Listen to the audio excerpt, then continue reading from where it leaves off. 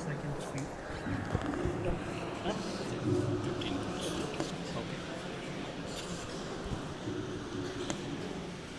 Dear friends,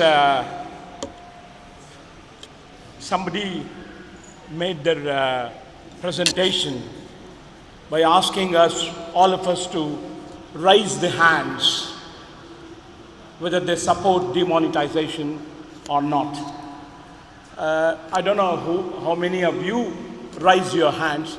Surely myself and my co-judge of this meeting, Jairam, we raised our hands. By that act alone, I think we come into the brackets of anti-nationals.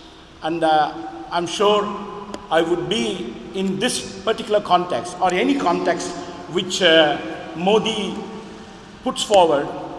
I'm a committed anti-national, no question about it. See, for me, the question, if somebody asks me, are you a nationalist? I have a return question. What is a nation? And for me, there's one particular which always comes into my mind because I am an ordinary activist,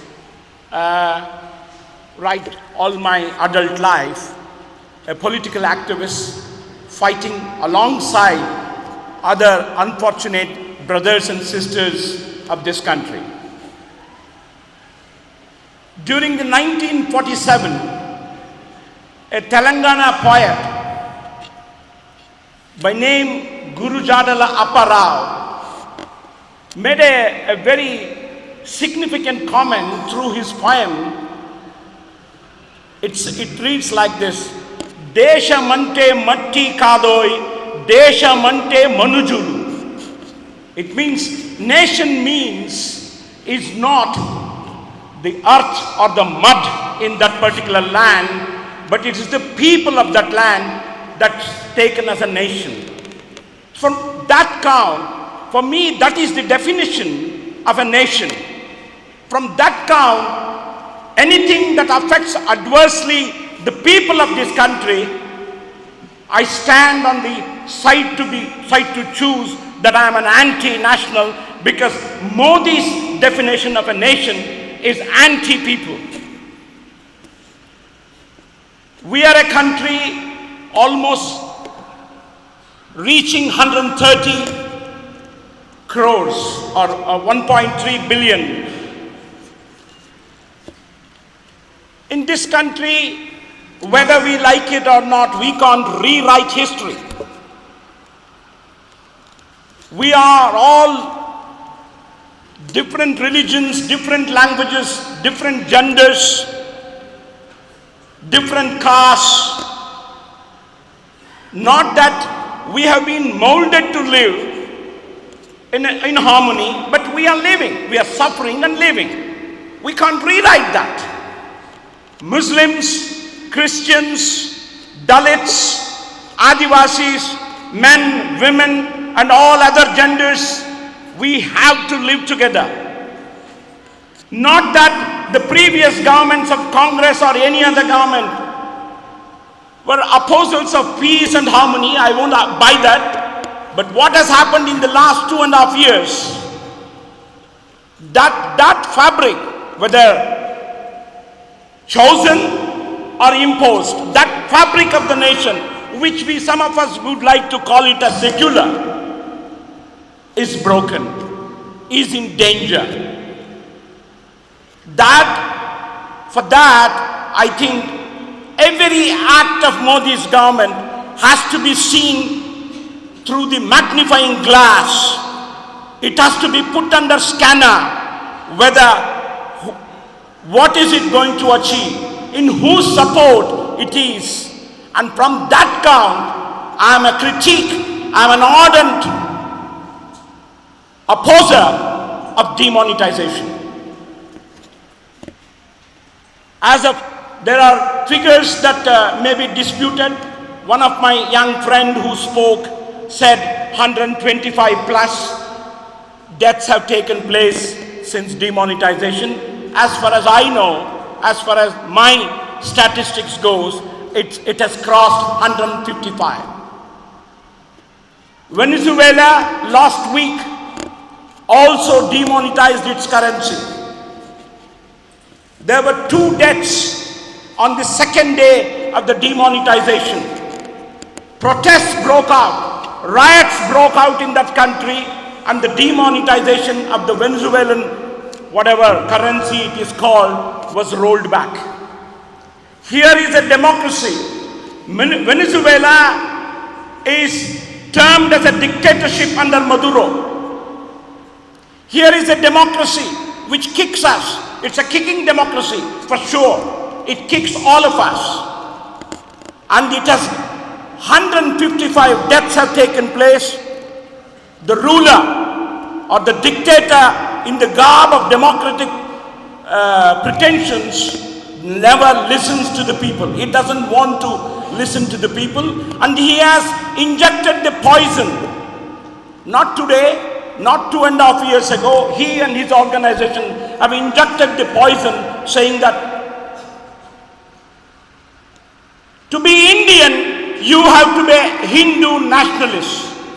To be Indian, you have to think in the way of Hindutva things, that only then you are an Indian and you are a favored nationalist. Otherwise, me or Jairam or your respected principal Ambrose Pinto, we are all anti-nationals, because we question the move of every government. We have not questioned just Modi. We have questioned Siddaramaiah, we have questioned Sonia Gandhi, we have questioned the so-called communists in this country, we have questioned everybody. If it affects the majority of the people, if it affects the working class of these people, if it affects those who create real development in these people, we question them. And we are all called as anti-nationals.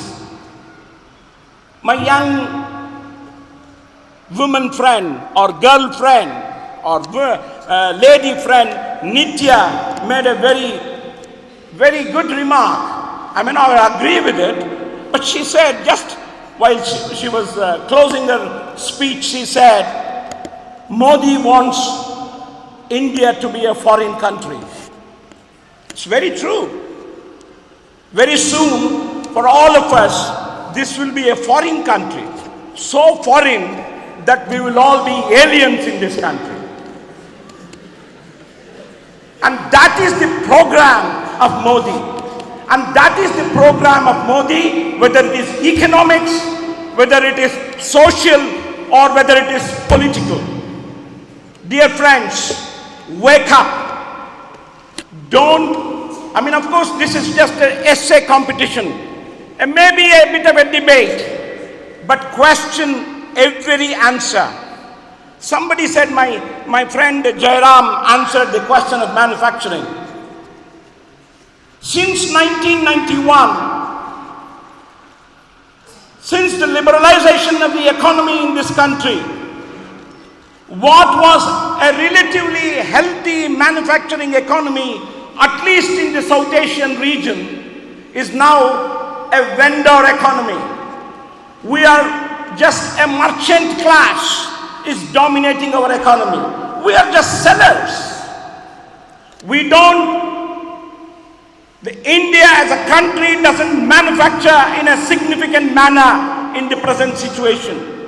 Even whatever little that is there, whether it is the BHEL or any other big factories which were called at one particular point of time as Navaratnas, the 9 gems of this economy are going to go. BHEL is already, its head is going to roll to the private people because the shares have been withdrawn. Government of India is withdrawing its shares from the BHEL. It is happening, it's going to happen to the railways. It's going to happen to even the existing so-called banks, scheduled banks and nationalized banks. Insurance has already happened because On the side of the nationalized insurance companies, private insurance companies have come, even in relation to banks also. And rest of the public sector industry has gone. So let us not be under illusion that we are manufacturing. Of course we are manufacturing. The Micromax, somebody quoted Micromax. It's true to some extent. But with the giant by our side, not because of any prowess, but it is because of the cheap labor in China.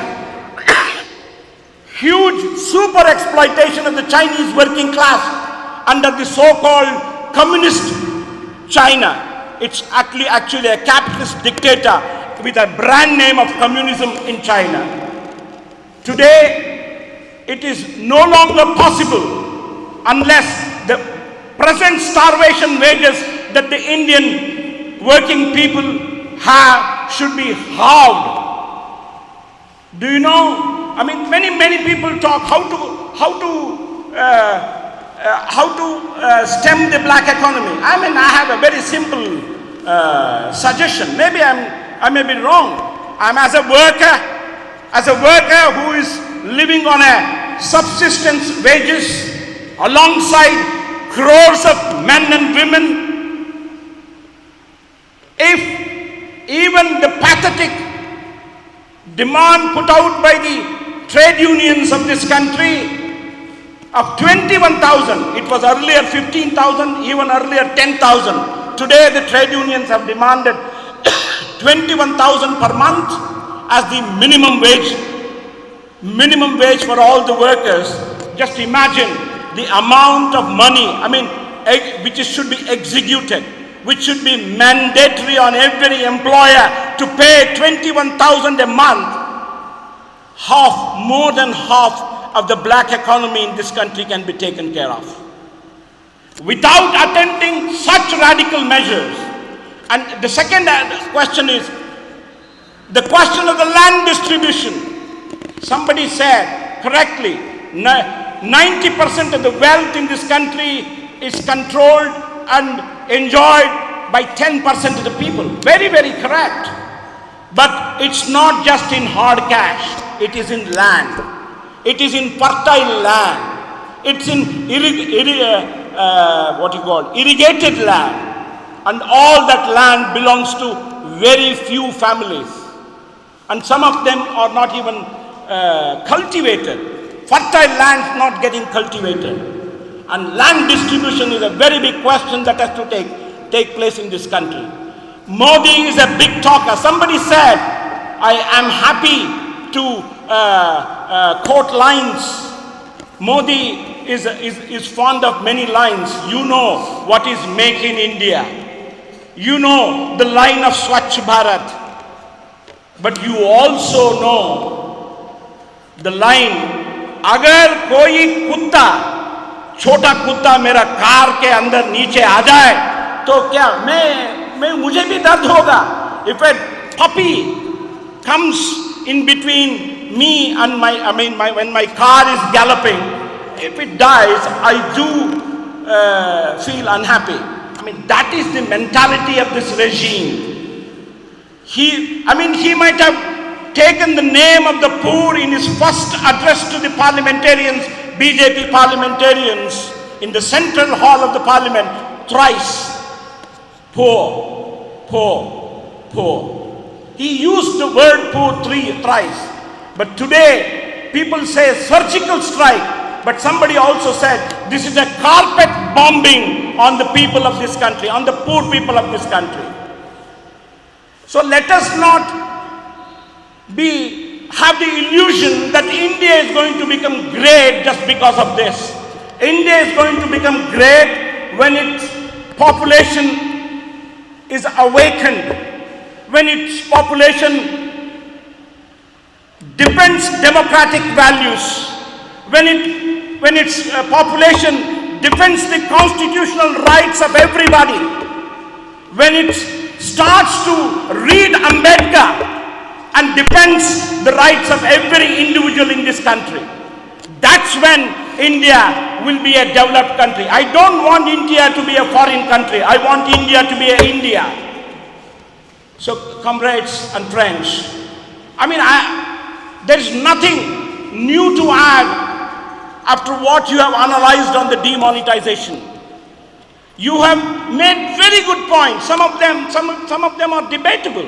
Pros and cons. You have put it across very nicely. As young minds, you have done it very well. There is nothing to add. But one has to see this. Mallya,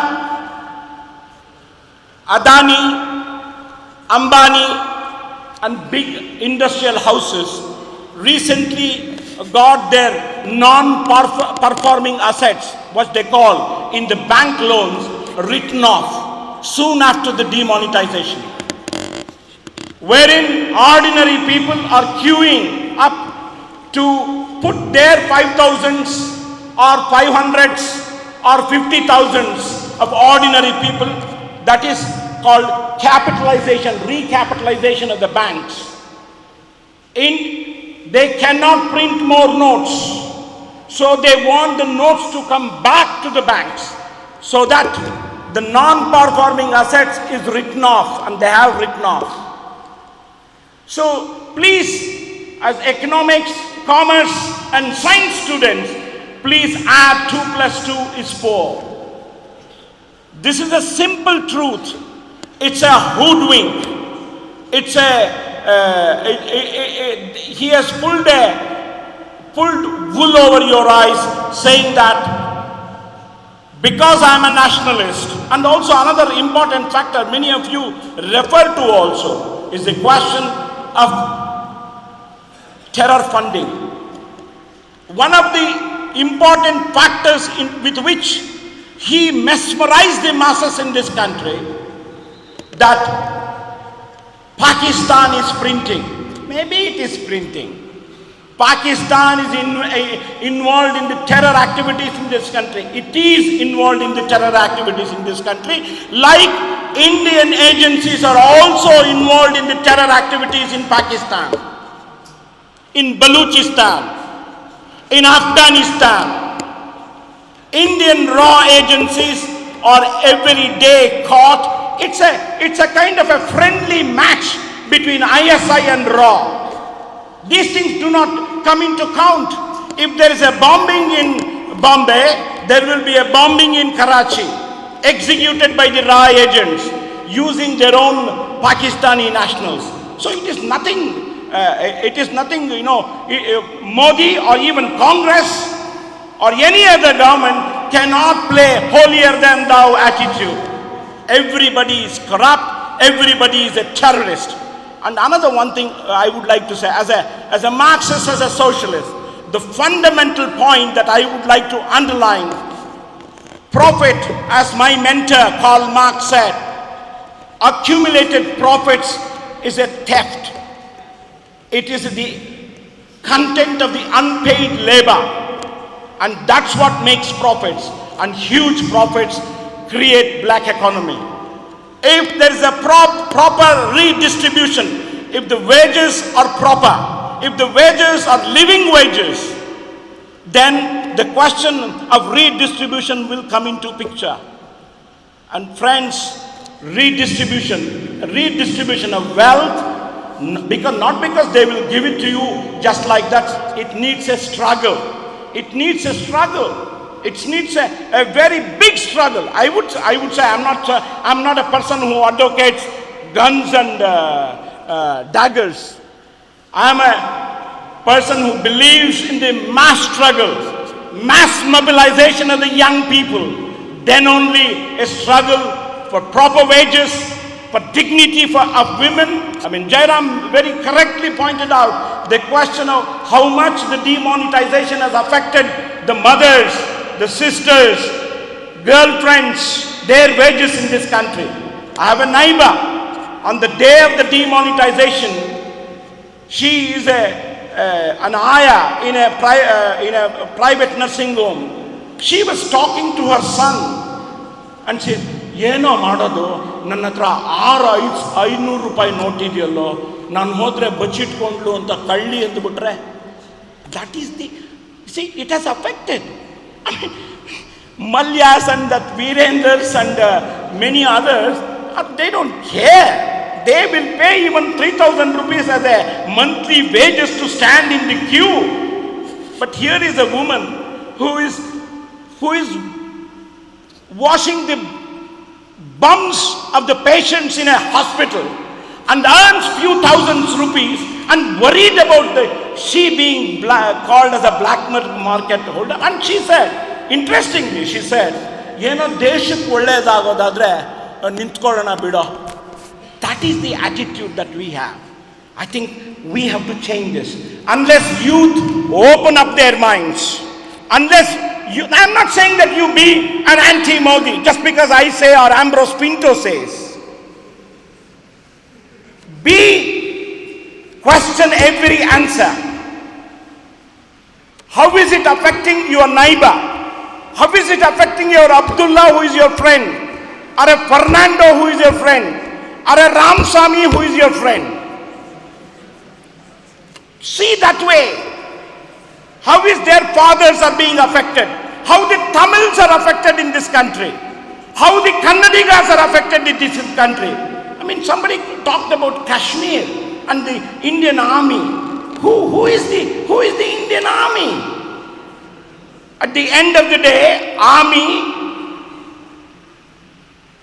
is a contingent of uniform worker, a worker in uniform. That's what Lenin said, a worker in uniform. Nobody goes and joins the army where, I mean, of course there may be some bhakts, Modi bhakts who will go. And how many RSS volunteers have joined the army? Tell me. It is the sons and daughters of the peasant families from Haryana, from Tamil Nadu, from Kerala, ordinary working class people, peasants, their children. So who are they?